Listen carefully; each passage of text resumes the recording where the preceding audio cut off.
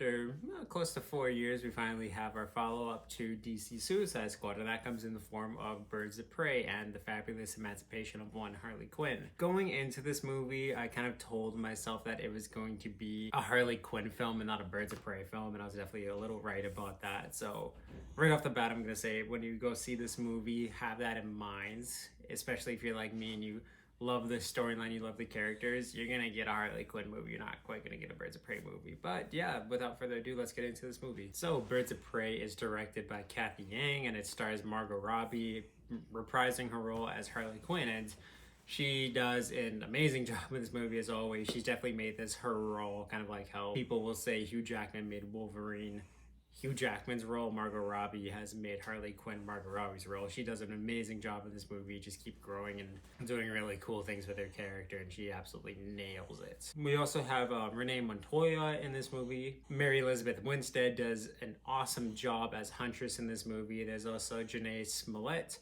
who plays Black Canary. They do a good job with her. And then Ian McGregor as Roman Sionis is also in this movie. We get Victor Zsasz.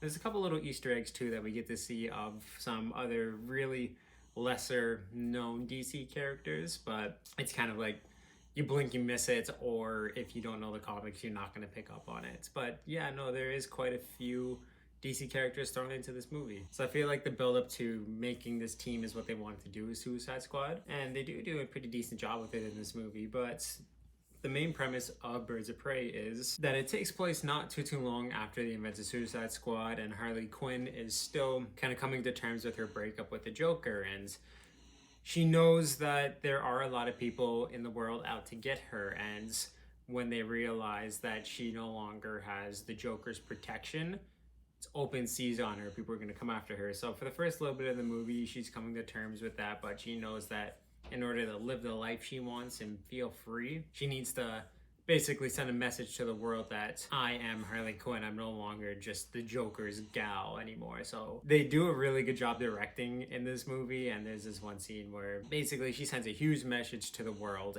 and that does end up backfiring on her, where people, like I said, once they realize that Harley Quinn is now up for grabs, it's open season on her. It almost turns into like a John Wick 3 scenario where everyone is out to get her and she's on the run for just basically trying to save her life. They do definitely try and ground the characters in this movie a little bit, or mostly just focus on the plot, but where this movie really stands out is the direction, the cinematography, and the action. The fight scenes in this movie are pretty brutal. Not in the sense that like they're super gory, but they're very well shot. It's all wide camera. There are some good slow motion scenes that they do in it, but yeah, the action is pretty brutal. Harley Quinn's breaking people's kneecaps, people get exploded, or like see teeth knocked out. There's this one specific sequence too where Harley Quinn breaks into a police station, and the fight scene that comes from that is really well done. But yeah, pretty much what this movie revolves around is Black Mask, played by Ian McGregor. He basically is Harley Quinn on the top of his kill list, and he's the most dangerous person at the time coming after her. And at a point in the movie, he does end up capturing Harley Quinn, but she makes a bargain because he's looking for this very rare diamonds, and Harley Quinn knows how to get it. So basically, he gives Harley maybe 12 hours to go get this diamond for him, or else he's gonna come after her. Although at the same time, there's a group of other ladies seeking emancipation, and that comes with Black Canary, who was a singer for Black Mask, but ends up basically being tasked as his driver, so she's put in a very dangerous and tricky situation. There's Huntress, played by Mary Elizabeth Winstead, and I think she's an amazing actor. She always does awesome when she does comic book movies. She cares a lot about it, but she kind of has a hit list that Black Mask ends up falling under. And then there's Renee Montoya, who's a detective who's building a case against Roman. So all of them are on Roman's hit list, and they come together pretty much at the very end of this movie, and they're not even the Birds of Prey at this point. Like I said, this is more of a Birds of Prey prequel than anything. It's Harley Quinn's movie, but it brings these characters together and then they branch off. Yeah, Ian McGregor brings a lot of passion and fun to the role of Black Mask. He was easily a scene stealer. Same thing with Huntress. Her scenes in the movie were awesome, mostly in the form of action, but I found that she was the one character that they actually spent a decent amount of time building up her backstory, and she was the most interesting out of everyone there.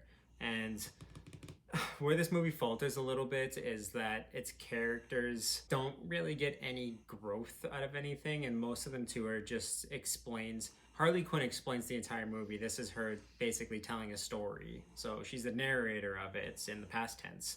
And it bounces around a lot, but I think what they're trying to do there was like from past to present and just a bunch of different events coming in. But I think just because of how crazy Harley's mind is, that's what they're trying to go for. Of she's the one telling a story, so it's gonna be crazy. But yeah, a lot of these characters, they do get their moments to shine in terms of doing some badass kick or badass fight scene, but that's about it that you get from them. And same thing with Ian McGregor's Black Mask. Don't go into this movie expecting it to be an accurate character representation of most of these characters, because it isn't. Ian McGregor did an amazing job in this movie. It just wasn't Black Mask. Same thing, Zaz in this movie isn't the Zaz that you're gonna want. There's also Cassandra Cain is in this movie, but don't expect a League of Assassins badass Lady Shiva daughter, because they don't go into that at all. She's just a pickpocket in this movie. And same thing too, you don't get a whole lot of Black Canary's powers. It's like I said, if you're going in expecting this to be a big superhero movie and accurate representations of the character, you're not going to get it, unfortunately. With all that being said though, this is a fast-paced movie and it is pretty fun. The storyline is kind of just, you need diamonds, I'm gonna go get it for you, but you're gonna send people after me. There's a lot that happens that makes it entertaining throughout the entire movie, but there's just not a whole lot to the plot of this movie. It's pretty simple, but at the same time, I don't know if it needed to be anything more than that from a Harley Quinn movie. The one thing too that I find is a little throughout the movie, she is really similar to Joker, where she's brutal, she's murdering people. She's not as crazy as the Joker is, where he'll murder anyone without a cause. She does, like, when she goes to the police station, she's using non-lethal weapons. To do so, she's stealing, she's knocking over people in the streets. But I kind of, in my head, I was like, we're watching and, like, kind of cheering for this crazy, she is a villain.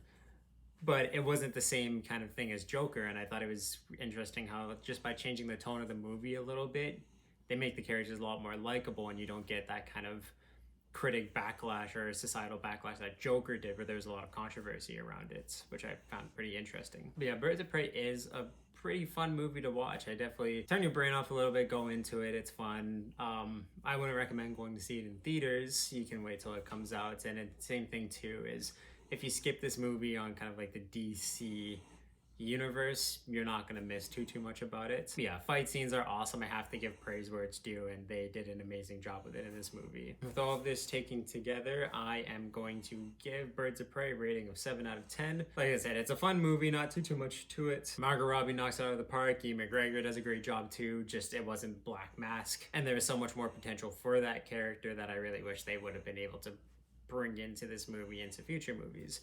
But yeah, when you see Birds of Prey, let me know what you guys thought about it. What you want from, let me know if you want to see more Birds of Prey after this movie, if you want to see more Harley Quinn, where you want to see the DC universe kind of go at this point. And yeah, leave a like if you like what you see here, subscribe, take a look at my playlist if you want to see more, and awesome guys.